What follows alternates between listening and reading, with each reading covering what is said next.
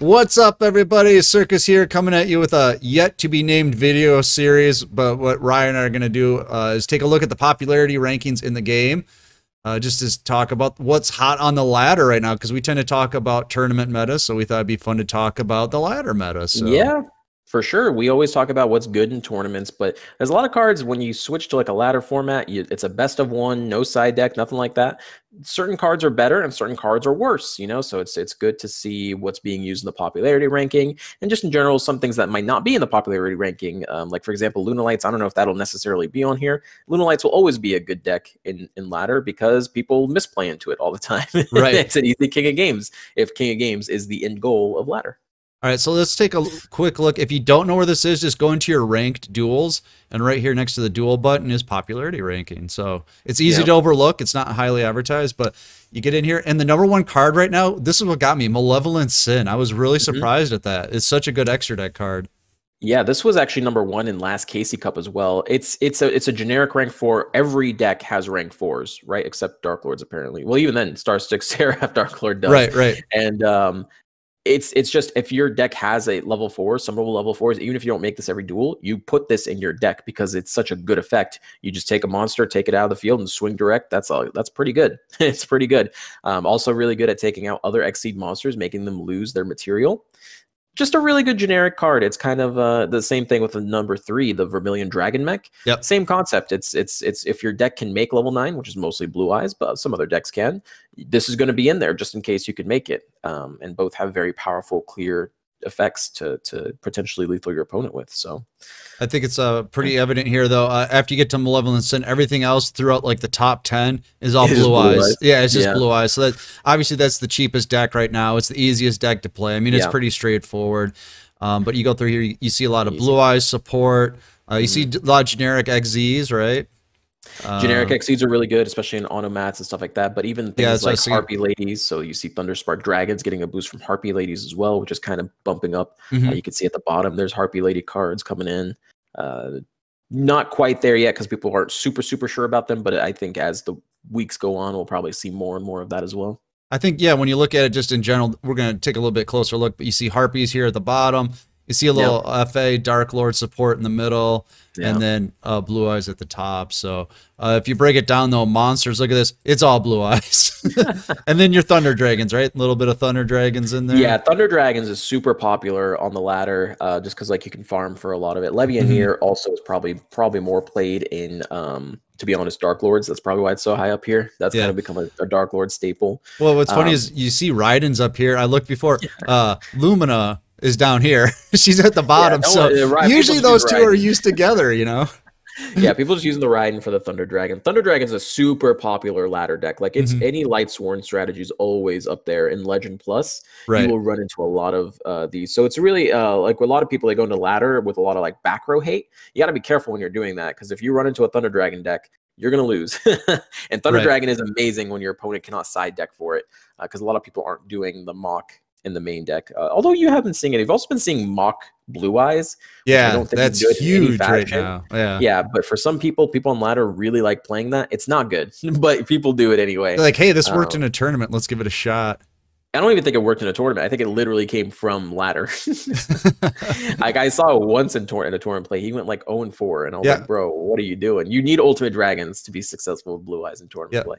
#7 card is FA Mock on the ladder right now. But look at this. So, Blue Eyes at the top. Then we kind of see it get down into like the Thunder Dragons, like we said. And then, what is this? Harpies. And then you get down here.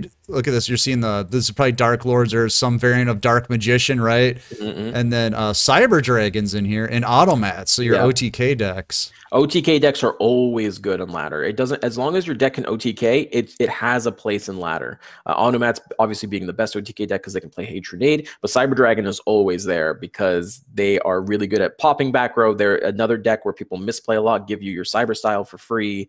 I don't think Cyber Dragon will ever.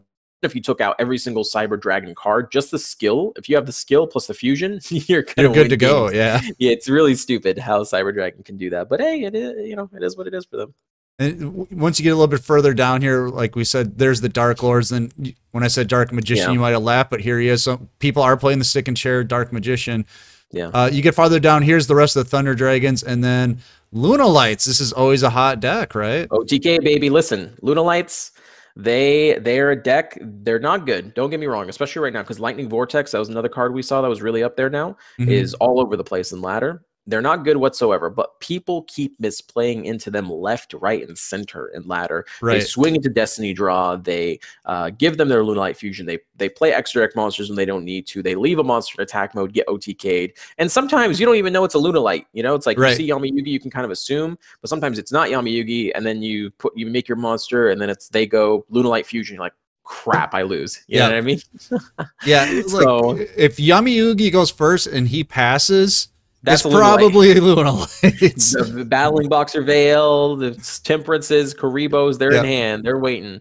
So it's one of those decks where you close your brain and just hope your opponent misplays into you and win. If your opponent doesn't misplay into you, hope you God hand and win. And then it's a good ladder deck. If people know they're going to play Lunalights, they're going to get trashed. But they don't, and that's the advantage. Yep. Spells, look at this. Of course, 1 and 2 are for... Yeah, it makes sense. Yeah, but then Lightning Vortex, a lot of people using it. A lot of people using it. We don't see that much tournament success with this card, but it is all over the ladder. Oh, it's devastating, right? Because nobody plays around it. No one plays around it. If you see a Blue Eyes player, they do not Azure Eyes right away, which is something you're probably going to see in ladder happen a lot, just because of this card being ranked number 3 and how much it's being used. And it's in the wildest decks either. Like I play random decks. People play in Harpy. People play in Trap Obelisk. People play in any deck. Lightning Vortex. Right. There it is. And it's really not that good, but in ladder, apparently it's God tier. So there you go. Moving down to number 4, Forbidden Lance. This can be played in a lot of decks, but I want to say that's the poor man's Book of Moon right now in Harpies, right? People are kind of using Forbidden Lance or Canadia, but we see a lot of Harpies with Forbidden Lance if they don't have the Book of Moon. I mean, but also you kind of need it to, like, if your opponent goes first, has Canadias, Fiendishes, and stuff like that, you need your monster face up to continue your plays. Right. And that's where Forbidden Lance kind of comes in. So it'd probably be lower if it wasn't actually useful. Because Book of Moon being rank 8 is actually kind of sad. Well, that's selection box, though. I mean, that's why. That's nasty. Well, that's what I mean. That's sad that it's so high. Oh, right. It's sad that way, yeah. That's kind of insane that it's such an important card and how important it is to the metagame. I do think Forbidden Lance actually does things specifically for Harpy that's more important. And any combo deck, really, that needs to pop off needs to play Forbidden Lance right now because there's just too much back row to play through. The only back row hate deck is Onomats, and that deck's getting pushed out by everything else. So yeah. You see Hey Trunade up there, so obviously Onomats doing well. And then here's Charge of the Light Brigade, so there goes obviously we're talking about Thunder Dragons and all that, but Harpy support. Polymerization, which is just hilarious, right? Well, I think polymerization. So I think does it count it? It counts that. Yeah, I believe so. Because whenever, at least for sure, the adding of the extra deck does. I just don't know if the skill adding it afterwards does. I think it does, and that's why Poly is up here. Okay, and then one thing, this is great because you can rank how good back row removal is. Cosmic Cyclone, and then I know Night Beam was in here somewhere, but Mystical Space Typhoon followed by Galaxy Cyclone, and then Night Beam at the bottom, so you can see people stepping down. Yeah, and of course Cosmic being the best one continuously. Obviously, MST is more of a tournament pick. But yeah, I think a lot. TTH has also started to die. Karma Cut's back in full force, and TTH kind of died out because people play the Cosmic Site or the MST, Mystical Space Typhoon. So it's pretty funny how that works. Power of the Guardians. I don't know why this isn't number the one. Old classic. It's the noob trap. I'm telling you, we got to make a video one day. Don't play Power of the Guardians. So down here at the bottom, though, look at this Magicalized Fusion. So those are people playing Quintet, right? Yeah. Quintet Magician. And they always open it. And then look at this down here, sneaking in at the bottom, Evil Eye. And I believe they're at the bottom of the monsters, too. No, they're not. They might have been yesterday. It changes on a daily basis. Okay, so there you go. So Evil Eye sneaking in. So a lot of people play on that also. Yep. And then let's take a quick look at traps. We'll look at number 1, Karma Cut, of course, Tretch, and Raigeki Break. So just removal, removal. Traps are a two-way system right now. Either you have monsters that cannot be destroyed, or it can be, but is really bad if you destroy them, like the Fire Kings. And then that's when Karma Cut starts coming in. And then you have stuff that are, let's like Karma Cut is not so great against them. And, you'd rather TTH them. And then everything else is, pretty much Drowning, Floodgate, fiendish. Like just hey, look at that. Number 8, folks. You give me a hard time. Number 8. I'm just throwing that out there. I feel a little bit responsible for that. And this is from that structure deck, right? Abyss Scorn, yes, sir. This is people use it with Cyber Dragon and stuff because it sins rather than destroys once it's destroyed. So you pop your own card and then it's from the box. Someone. Okay. Yeah, and that's like Cyber Dragon uses it the most. Okay. You see it mostly in Sidra. That's probably why it's up here so much. But it's pretty funny. You can MST it yourself and and get it a monster effect. And it's pretty cool. It doesn't destroy. A lot of monsters activate on destruction. Bam, got him.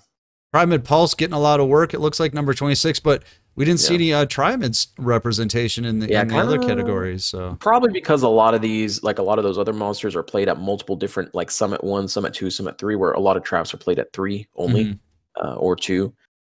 So that means Trimid's are probably like 60th place or something. On the list.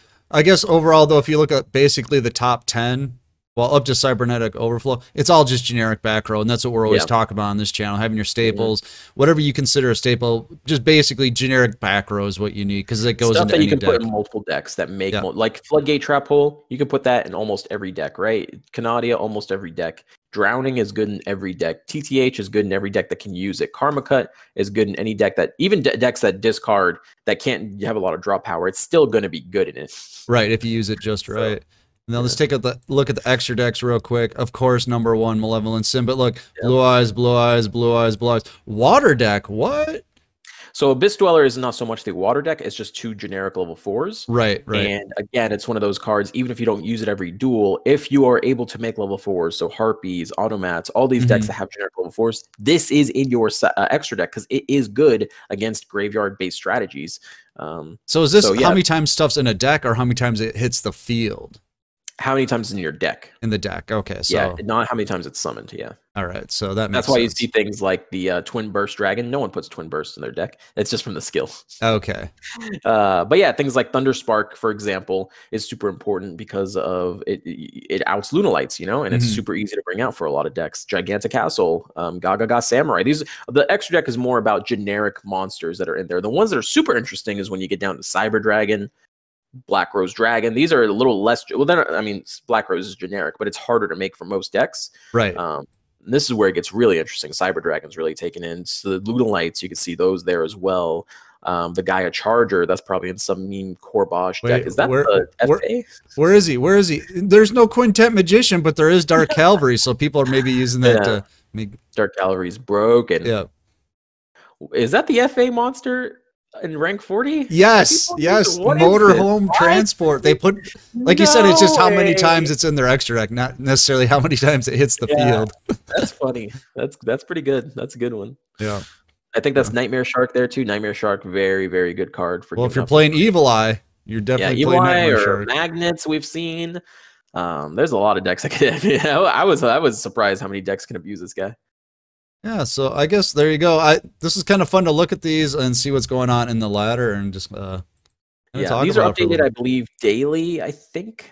Yeah, so maybe this is something we can do weekly and just kind of talk about what's going on in the ladder. Help us name the series in the comments below. What did you want it to be? Ladder leaders. Ladder leaders. What's good in ladder? The other thing too is people who are if you play because, like, for example, Noble Knights is a good example of this, where it used to be super meta, but now it's like kind of going back down. Before, when it was meta, no one swung into Gwynnifer. These days, it's back as if the deck forget about it. So a lot of those decks, Magnets, Cristrons, the ones that are janky now, they have that advantage of being good in ladder, just because no one reads them. All right, guys, let us know what you think of the series. If you like it, we'll keep doing it. Let us know what you think the name of it should be. And besides that, we're going to get out of here. But you should get in the Discord because it's free. The terms are free. The new player help is free. And I guess that's about it. So that's it, man. All right, I'm Circus. That's Rye. Peace out. We'll see you next time.